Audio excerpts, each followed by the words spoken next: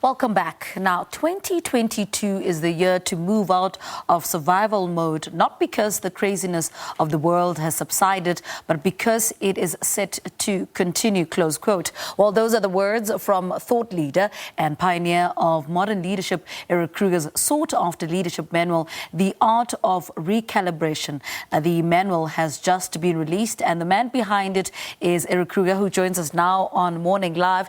Erik, good morning. Welcome to Morning Live. Give us a brief background into how the manual came about and what's the inspiration behind it. Morning. Thank you for having me. So I wrote the manual last year for the first time, and it was a bit of a love letter to my clients because I thought we were going through such a difficult time, and I wanted to find a way to give back to them, to give them some value as to how they're going to think about the year ahead. And the manual was so well received that I decided to do it again this year. And this year I ended up partnering up with SASFin. And so because of that, we're getting the manual into the hands of many, many more leaders. And the entire idea is just to say, you know, the world is very complex. There are so many things that are changing all the time. How can we help you to think through the complexity and help you to ultimately make better decisions and show up in the way that you want to show up for the people around you? And how do, business leaders and entrepreneurs, how are they going to find it useful in their daily operations? Well, look, the manual is called The Art of Recalibration. And I think what this allows you to do is to heighten your level of situational awareness and self-awareness, because we need both of those. And very often we get so stuck in the reactiveness of our day-to-day, just trying to put out fires, that we don't step back for long enough to really think, what does the situation require from me? And so the art of recalibration is really prompting leaders to continuously rethink how they are doing things, how they are shifting their perspectives around situations, because the environment is changing all the time. So how quickly can you recalibrate to take advantage of new opportunities, new options, and new choices? Talk to us about curating this manual. What did that entail? Yeah, what a process. So a big part of it was me just going through the year, trying to be very mindful of what leaders are struggling with, looking at my own talks that I'm doing, looking at the workshops that I'm running, and seeing what content is resonating and helping people to move forward. So that was a big part of the manual, because the manual sort of split into my own reflections. And then the second part is, what are the trends that are important? And for that, I worked with a researcher. We looked at more than 300 different trends. We did a comparative analysis, and we wanted to see, like, what are the trends that are popping up everywhere? Because I'm sure you've seen that this time of the year, there are just trend reports everywhere. And it feels a bit overwhelming.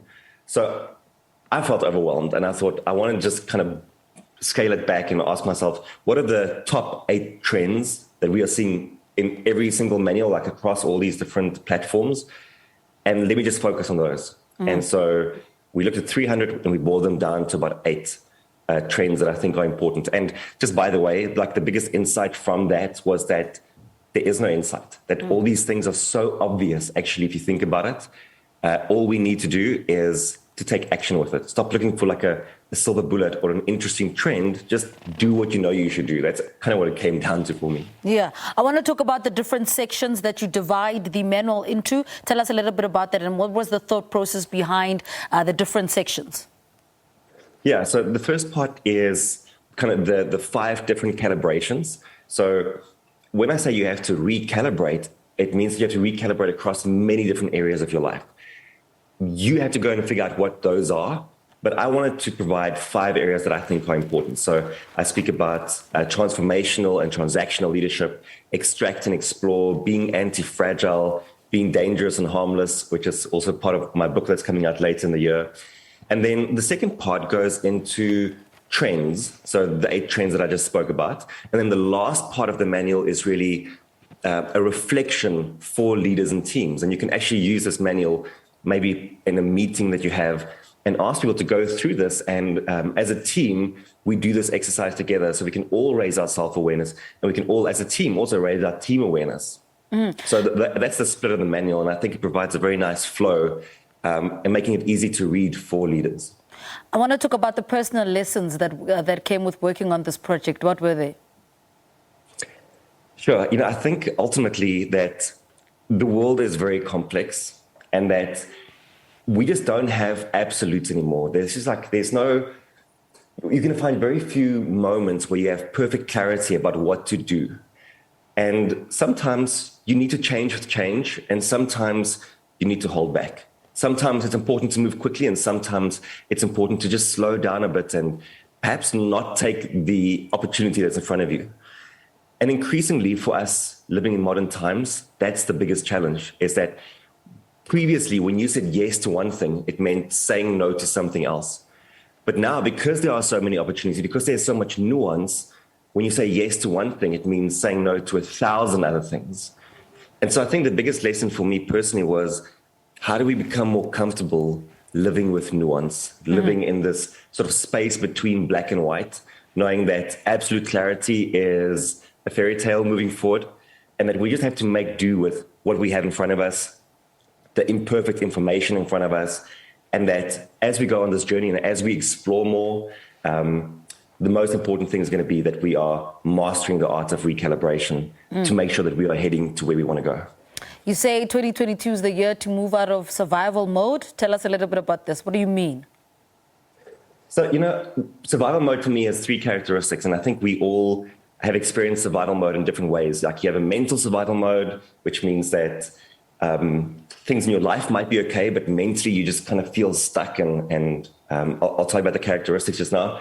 But you can also have a physical survival mode, which is obviously that you're like literally fighting for the survival of your life or your business. But when we go into survival mode, we typically have these 3 characteristics. The one thing is that we become very reactive to our environment. We are just going through our day, trying to put out fires, trying to get to the end of the day.